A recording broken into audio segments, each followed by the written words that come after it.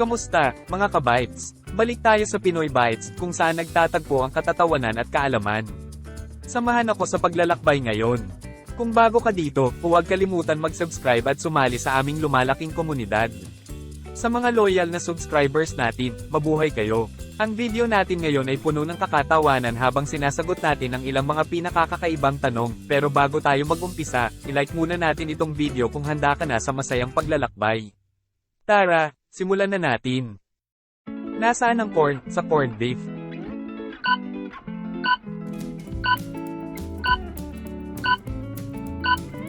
Walang corn sa corned beef dahil ang corn ay Ingles na salita na meaning ay pagprereserba ng pagkain sa pamamagitan ng paglalagay ng asin at iba pang preservatives at seasoning. Next na tanong, ready? Kapag ang ipis nahulog sa sabon na may tubig, dudumi ba ang tubig o lilinis ang ipis?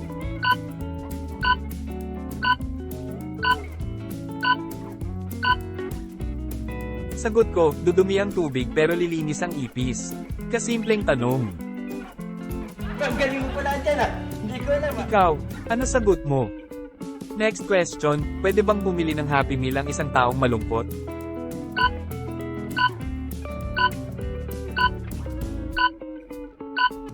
Oo naman, hindi naman sinabi na sasaya yung bumili.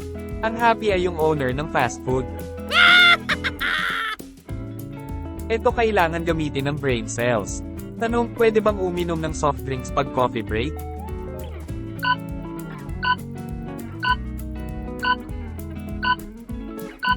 Sagot ko, pwede naman pero dapat mainit at basta hindi ka lang soft pagtrabaho pagbalik.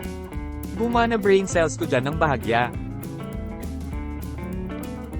Gumana din ba yung brain cells mo? Ano sagot mo? Ready na sa sunod na tanong? Game. Nagkakaroon din ba ng diabetes ang mga langgam?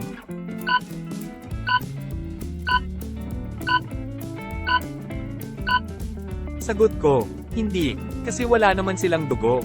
May nakita ka na bang sugatang langgam? Di ba wala? Ikaw, ano sagot mo? Next question, need dito ay logic. Game. Kapag ba ang buntis, pinicturean, makukunan?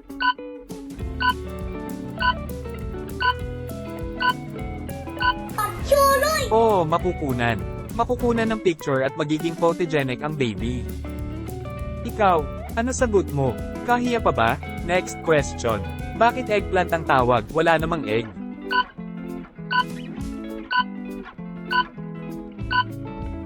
Sagot ko, maraming mga kulay yung eggplant. Dati pinakamarami yung puti na parang itlog. Sa Japan marami pa rin ito. Dati tawag sa eggplant ay vegetable egg dahil mukhang itlog. Tignan mo picture. Excellent! Ano matalino ang sagot mo? Game ulit. Next question ay isang malalim na tanong. Kaya humanda na. Game. May nalunod na ba sa lalim ng gabi?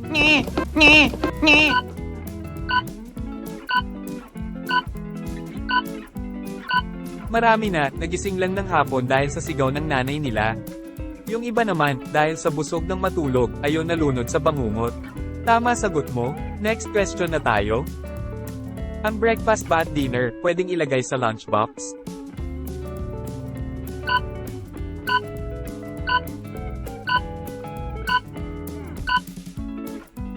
Pwedeng-pwede basta kakainin mo lang pag lunch lang at hindi overcook o panis. Ano ba yung tawang yon? Nasagot mo? Next question na tayo. Ang lamok ba? Kapag natutulog na lamok din?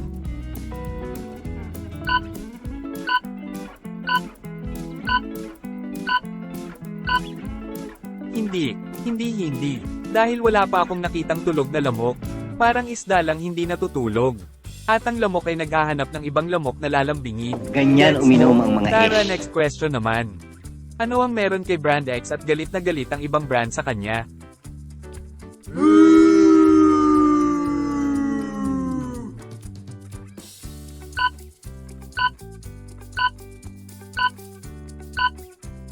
Kasi lahat ng products merong Brand X, inggit sila.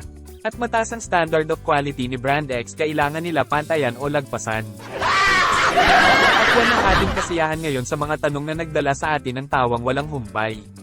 Sana nagbigay ito ng ngiti sa iyo at kahit papaano'y nagbigay liwanag sa ilang bahagi ng ating utak. Kung nagustuhan mo ito, huwag kalimutan i-share ito sa iyong mga kaibigan na gustong mapatawa. Mag-comment ka rin ng iyong paboritong tanong o i-share ang isang nakakatawang kaalaman na alam mo. Please subscribe at i-click ang notification bell para sa mga susunod pa nating kwento. Salamat sa panonood dito sa Pinoy Bites. Hanggang sa susunod, manatili kang mausisa, maging kamangha-mangha, at patuloy na ngumiti.